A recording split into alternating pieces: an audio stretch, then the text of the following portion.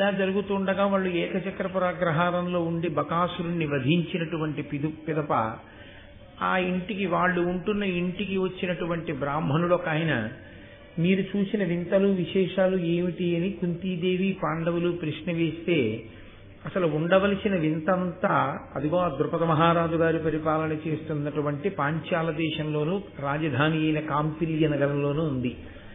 అయోనిజ అయినటువంటి ఆడపిల్ల పుట్టింది. ఆమె అయోనిజ. అయోనిజ అయినటువంటి కారణంగా పుట్టినటువంటి ఆడపిల్ల ఒక ఎత్తు అయితే, అదే అగ్నిగుండంలోంచి సంభవించినటువంటి పురుషుడు ఒక ఎత్తు. ఈ ఇద్దరిని ద్రుపద మహారాజు గారు తపస్సు చేసి కన్నాడు. అంటే సహజంగా పాండవులు ఒక ప్రశ్న వేశారు, అయోనిజ అయితే తండ్రి ఎలా అయ్యాడు?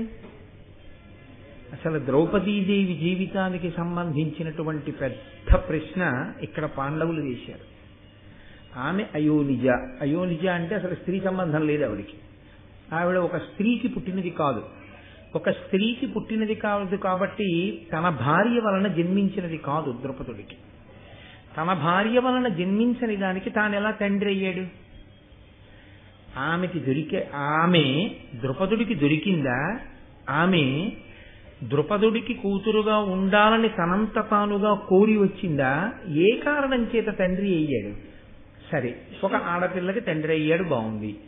అలా అయోనిజుడైనటువంటి కుమారుడికి కూడా తండ్రి ఎలా అయ్యాడు? ఏకకాలంలో ఇద్దరు పిల్లలు అలా ఎలా పుట్టారు ద్రుపదుడికి? మాకు ఈ అనుమానం ఒకసారి తీర్చండి అని అడిగారు.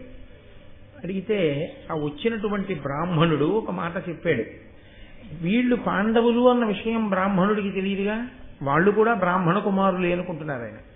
అనుకుని ఆయన అన్నాడు, గతంలో భరద్వాజ మహర్షి యొక్క కుమారుడు ద్రోణాచార్యుడు అని ఒక ఆయన ఉండేవారు. అదే భరద్వాజుని ఆశ్రమంలో అదే భరద్వాజుడి దగ్గర అదే భరద్వాజుని కుమారుడైన ద్రోణాచార్యుల వారితో కలిసి ద్రుపదుడు కూడా విద్యాభ్యాసం చేశాడు. తర్వాతి కాలంలో ద్రోణాచార్యుల వారు అగ్నివేశునికి శుశ్రూష చేసి అగ్నివేశుల నుండి కొంత విద్యను సంపాదించారు. వీళ్ళిద్దరూ కలిసి భరద్వాజుడి దగ్గర విద్య నేర్చుకునేటటువంటి రోజులలో ద్రుపదుడు స్నేహితుడైన ద్రోణుడితో ఒక మాట అన్నాడు, మా నాన్నగారి తర్వాత నేను రాజవుతాను, నీకేదైనా ఆపదొస్తే నా దగ్గరికి వచ్చి నువ్వు సహాయమును అపేక్షించవచ్చు అని. తదనంతర కాలంలో ఆ వృషతుడు అనబడేటటువంటి రాజు ద్రుపదుని యొక్క తండ్రి శరీరాన్ని విడిచిపెట్టిన తర్వాత ద్రుపదుడు రాజు అయ్యాడు. ద్రోణుడు కృపాచార్యుల వారి చెల్లెలైన కృపిని వివాహం చేసుకుని అశ్వత్థామ అన్న కొడుకుని కన్నాడు. దరిద్రం అనుభవిస్తూ పిల్లవాడికి పాలు కూడా పట్టలేనటువంటి దుస్థితిలో స్నేహితుణ్ణి అపేక్షిద్దాం సహాయం అని చెప్పి బయలుదేరి ఆ పాంచాల దేశానికి వెళ్లి ద్రుపదుణ్ణి కలుసుకున్నాడు. ఆ ద్రుపదుడు ద్రోణుణ్ణి అవమానించాడు. ఇదంతా మీరు విన్న ఘట్టమే. అవమానించి పంపేశాడు, దరిద్ర బ్రాహ్మణుడికి ఐశ్వర్యవంతుడైన రాజుకి స్నేహమా అని.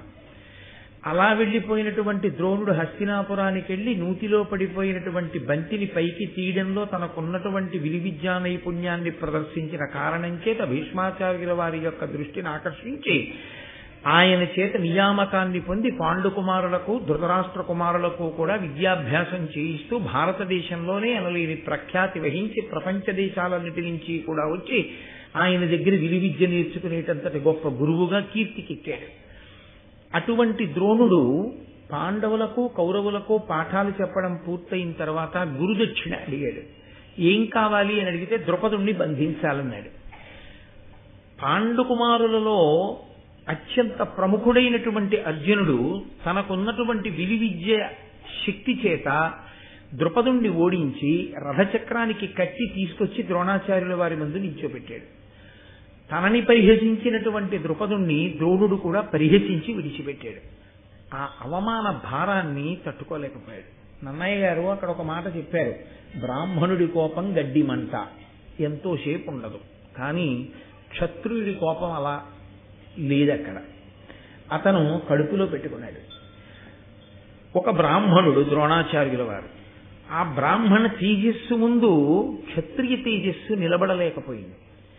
ఆయన కాదు ఖడ్గం పట్టుకుని నిలబడినవాడు, ద్రుపదుడే చెప్పుకున్నాడు ఒక చోట, నిజంగా ద్రోణుడే తన ఖడ్గాన్ని బయటికి తీసి నిలబడితే లోకమంతా ఎదురు నిలబడినా నిలబడలేదు.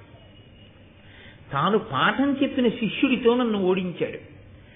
అంతటి తేజస్సు కలిగినటువంటి ద్రోణుణ్ణి చంపే కొడుకు కావాలి. అటువంటి ద్రోణుణ్ణి చంపే కొడుకు కావాలి అంటే అది మళ్ళీ వేరొక బ్రాహ్మణుని యొక్క తేజస్సు చేతనే సంభవం అవుతుంది. మరొక బ్రాహ్మణుడు అంతటి తేజస్సంపన్నుడు, అంతటి తపోనిష్టా గరిష్ఠుడైనటువంటి వాడు ఆ కామ్యము తీరడానికి అనువైనటువంటి ఈశ్వర సంబంధమైన క్రతువు చేయించి ఆ భక్తితో కూడిన కర్మ చేత తృప్తి పొందిన ఈశ్వరుడి యొక్క అనుగ్రహంగా ద్రోణుణ్ణి సంహరించగలిగినటువంటి కొడుకుని ద్రుపదుడికి అప్పచెప్పాలి. 2, అదే సమయంలో ద్రుపదుని యొక్క కోరిక ఏమిటంటే ఆయన చిన్నపిల్లవాడైనటువంటి అర్జునుడి యొక్క విలువిద్యా ఆ శక్తిని చూసి, ఇంత గొప్ప పిల్లవాడు, ఈ పిల్లవాడు నాకు అల్లుడైతే బాగుండు. కొడుకు అయ్యే అవకాశం లేదుగా ఇహ, పాండురాజు గారి కొడుకు. కాబట్టి ఇప్పుడు తనకి కొడుకు కావాలి అంటే అల్లుడు పుత్రపంచకంలో ఒకడు. కాబట్టి ఇతన్ని అల్లుణ్ణి చేసుకోవాలి. ఇతన్ని అల్లుణ్ణి చేసుకోవాలంటే సామాన్యమైన విషయం కాదు. ఇతనికి భార్యగా ఉండడానికి యోగ్యమైనటువంటి ఆడపిల్ల కావాలి. కాబట్టి అర్జునుడికి భార్య కాగలిగిన కూతురు, ద్రోణుణ్ణి చంపగలిగిన కొడుకు నాకు కావాలని రాజ్యాన్ని విడిచిపెట్టి గంగా తీరానికి వెళ్ళి బ్రాహ్మణుల్ని సేవిస్తూ ఉండిపోయాడు. అది కడుపులో పగ, పైకి బ్రాహ్మణ సేవ. దేని కొరకు అంటే ఆయనకు ఒక విషయం బాగా అర్థమైంది. ఆ తేజస్సుని పడగొట్టాలంటే మళ్ళీ ఇటువంటి తేజస్సే ఉపయోగపడాలి తప్ప క్షాత్రముతో పరాక్రమంతో కత్తిపట్టి కాని విల్లు పట్టి కాని ద్రోణుణ్ణి పడగొట్టగలిగినటువంటి వీరుడు ఈ భూమండలం మీద లేడు. అంటే ఆయన విలువిద్యా పరాక్రమం ఎటువంటిదో, ఆయన శిష్యులకు నేర్పిన విద్య ఎటువంటిదో మీరు ఆలోచించవచ్చు. కాబట్టి ఇప్పుడు మళ్ళీ అటువంటి కొడుకు ఒకడు రావాలి ఈ భూమండలం మీదకి అంటే అంత తేజోవంతుడు, పుట్టుకతోనే అంత శక్తి కలిగిన వాడు కావాలి అంటే అది మళ్ళీ వేరొక బ్రాహ్మణుడు మాత్రమే అటువంటి క్రతువు చేయించగలగాలి. కాబట్టి ఆయన బ్రాహ్మణుల్ని సేవిస్తూ తిరుగుతున్నాడు. ఈ తిరిగేటటువంటి ప్రక్రియలో ఆయన ఆ గంగా తీరంలో వానప్రస్థ ఆశ్రమంలో ఉండి యాజ ఉపయాజులనబడేటటువంటి ఒక సోదరుల జంటని చూశారు. ఆ యాజ ఉపయాజులిద్దరూ కూడా కాశ్యప గోత్రానికి చెందినటువంటి వారు. ఇద్దరూ వానప్రస్థంలో ఉన్నారు. అన్నగారంటే పెద్దవాడు, తమ్ముడంటే చిన్నవాడు. చాలా కాలం చిన్నవాడైనటువంటి ఉపయాజుణ్ణి సేవించాడు ఆ ద్రుపదుడు. కారణం ఏమంటే అన్నగారి కన్నా ఈయన తేజోవంతుడిగా కనపడ్డాడు. ఈయన వల్ల కోరిక తీరుతుందని చాలా కాలం సేవించినటువంటి కారణం చేత ఆయన దగ్గర కించిత్ స్వాతంత్ర్యం ఏర్పడింది. ఆ స్వాతంత్ర్యం ఏర్పడిన కారణం చేత ఒక రోజున ఉపయాజులను అడిగాడు, మునినాథ, నాకు సత్సుత జననంబగునట్టి క్రతువు సద్విధి గావించిన కృతకృత్యుడనగుదున్ కునుమిచ్చద నీకు 1,00,000 గోధేనువులన్. నాకు ఒక కామ్యం ఉంది, ఒక కోరిక ఉంది. ఆ కోరిక మీరు తీర్చిపెట్టాలి. మీరు ఒక యజ్ఞం చేసి ఆ యజ్ఞము వలన నా కోరిక తీరేటట్టుగా దేవతల్ని తృప్తిపరచాలి. అందుకని నేను మీకు 1,00,000 పాడి ఆవుల్ని ఇస్తాను దూడలతో. మీరు నా కోరిక తీర్చిపెట్టాడు.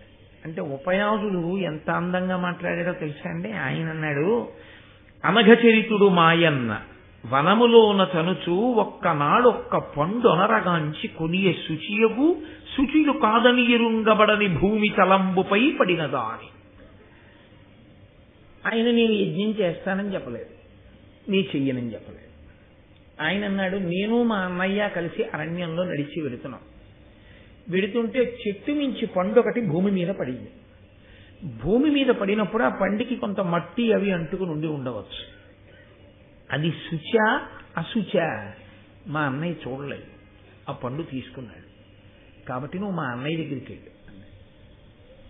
ఏమిటి దాని తర్కం? ఇది అలా చెప్పడం ఏంటి అంటే, మా అన్నయ్యకి అలా పుచ్చుకోవచ్చా అలా పుచ్చుకోకూడదా చూడకుండా పుచ్చుకునే గుణం ఉంటుంది. నువ్వు ఇచ్చే 1,00,000 పాడి ఆవులకి దూడలకి లొంగిపోయే మనస్తత్వం నాది కాదు. నేనేమీ పుచ్చుకోను.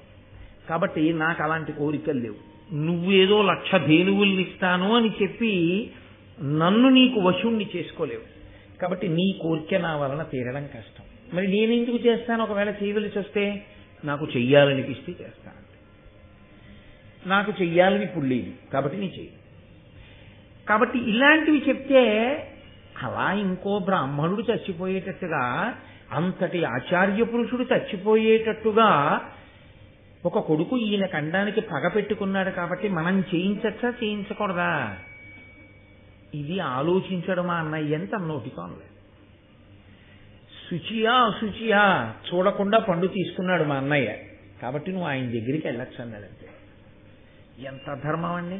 తనకన్నా ముందు పుట్టిన వాడిని విమర్శించలేదు, తనకన్నా ముందు పుట్టిన వాడి యొక్క గుణాన్ని ఆవిష్కరించలేదు. మా అన్నయ్యకి ఈ రకమైనటువంటి పుచ్చుకునే గుణం ఉంది కాబట్టి నువ్వు ఆయన దగ్గరికి వెళ్ళి ఏదైనా చేయిస్తాడని చెప్పలేదు. మనిషి ప్రవర్తనలో ఉండేటటువంటి ఒక్క లక్షణాన్ని బట్టి చెప్పాడు. మహానుభావులు ఆ కృష్ణావధానుల గారికి సింహతలాటం వేస్తామంటే ఒకసారి ఆయన అన్నారు, వద్దురా నాకు సింహతలాటం అప్పుడే, ఇంకా ఇలా చెయ్యి చాపుతున్నాను కదూ అప్పుడప్పుడు, సింహతలాటం వద్దు. సింహతలాటం వేసుకుంటే ఇంకా ఈ చెయ్యి ఇలా చాపి పుచ్చుకోకూడదు, ఇలా పెట్టే చెయ్యి అవ్వాలి తప్ప, కాబట్టి నాకు వద్దన్నాడు. అది ధర్మం. ఒక్కొక్క మహానుభావుడు అలా ఉంటాడు, అలా కట్టుబడి ఉంటాడు ధర్మానికి. అది ప్రవర్తన చేత ప్రకాశిస్తుంది ధర్మము. నేను మీతో తరచుగా మనవి చేసేది అదే. ధర్మము అంటే నేర్చుకుని ఉన్నది కాదు, తెలుసుకుని ఉన్నది ధర్మము కాదు. మీకు ఎంత తెలియనివ్వండి, అది మిమ్మల్ని గట్టెక్కించేది ఏదో ఉంటుందనుకోవడం వెర్రి. తెలిసి ఉండడం ఎప్పుడూ గట్టెక్కించదు. మీరు ఎంత అనుష్ఠించారన్నదే మిమ్మల్ని గట్టెక్కిస్తుంది. అందుకే ధర్మం అన్నం లాంటిది, ఈశ్వరుడిచ్చినటువంటి సమయం ఆకలి లాంటిది. మీకు ఆకలిసింది, ఇంట్లో అన్నం ఉంది, ఒక్కనాటికి మీ ఆకలి తీరదు. మీరు అన్నం తింటే మీ ఆకలి తీరుతుంది. పరమేశ్వరుడు చెప్పినటువంటి విధి విధానములతో కూడినటువంటి సంకలన రూపమైనటువంటి వేదము చేత ప్రమాణముగా ఉదాహరింపబడినటువంటి ధర్మములు ఎవడు అనుష్ఠిస్తాడో వాడికి మాత్రమే ఈశ్వరానుగ్రహం ఉంటుంది తప్ప కేవలము ధర్మము తెలిసి ఉన్నది ఉపయోగమేముండదు. కాబట్టి అదిగో అనుష్ఠానంలో తేడా ఉంది. మా అన్నయ్యకి ఇద్దరం వానప్రస్థులమే, ఇద్దరం వచ్చి ఇక్కడ ఉన్నవాళ్ళమే, ఇద్దరం తపస్సు చేసుకుంటున్న వాళ్ళమే, ఇద్దరం తేజోమూర్తులమే, ఇద్దరం మంత్రశక్తి ఉన్నవాళ్ళమే, ఇద్దరం వేదం చదువుకున్న వాళ్ళమే. కింద పడ్డ పండు నాశించాడు మా అన్నయ్య. శుచా అశుచా చూడకుండా తీసుకున్నాడు. కాబట్టి మా అన్నయ్య దగ్గరికి వెళ్ళు అంటే ఈయన మళ్ళీ గబగబా ఆయన దగ్గరికి వెళ్ళాడు. ఆ యాజులు అనబడేటటువంటి పెద్ద ఆయన దగ్గరికి వెళ్ళి ఆయనతో తన కోరిక మళ్ళీ విన్నపం చేశాడు. నాకు ఇలా ద్రోణుణ్ణి చంపే కొడుకు కావాలి, అర్జునుడికి భార్య కాగలిగిన కూతురు కావాలి. వీళ్ళిద్దరూ జన్మించడానికి వీలైనటువంటి క్రతువు నా చేత చేయించి మీరు ఆధ్వర్యం వహిస్తే నేను మీకు 1,00,000 పాడి ఆవులను దూడలతో ఇస్తాను. ఆయన వెంటనే అంగీకరించాడు. ఎంత ఖచ్చితంగా లెక్క కట్టాడో చూడండి. ఉపయాజులు తమ్ముడు కావచ్చు, వెనక పుట్టినవాడు కావచ్చు, ఎవరి తెలివి వాళ్ళదే, ఎవరి ధర్మం వాళ్ళదే, ఎవరి యొక్క ఈశ్వరోపాసన బలము వాడిది. కాబట్టి ఇప్పుడు ఆయన నేను వచ్చి క్రతువు చేస్తాను, నువ్వు యజ్ఞ సంభారములన్నీ సిద్ధం చేసుకో అన్నాడు. యజ్ఞ సంభారములన్నీ సిద్ధం చేసుకో అనగానే నన్నయ్య గారు చెప్పింది ఏమిటో తెలుసా అండి? తన పత్ని కోకిలాదేవితో కలిసి పీటల మీద కూర్చున్నాడు.